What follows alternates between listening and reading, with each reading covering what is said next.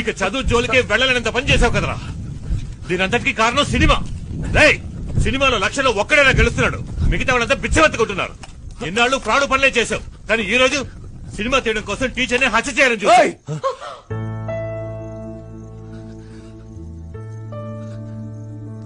అంతకుండా అంటున్నావు, నేను హత్య చేయడం చూసావా నువ్వు? అవునయ్యా, నేను ఫ్రాడ్నే. దేనివల్ల? నీ వల్ల, నీ కఠినమైన పెంపకం వల్ల. చిన్నప్పుడు ఏడుస్తున్నా తీసుకెళ్లి స్కూల్లో దించావు, ఇప్పుడు కూడా చదువు చదువు అని ఏడ్పిస్తూనే ఉన్నావు కదయ్యా.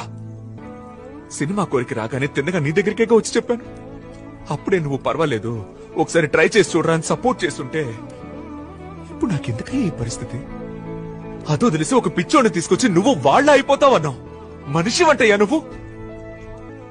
నువ్వు సినిమాల్లో ఓడిపోయే 99,999 మందిని మాత్రమే చూస్తున్నావు, కానీ నేను గెలిచి ఆ ఒక్కడినే చూస్తున్నా.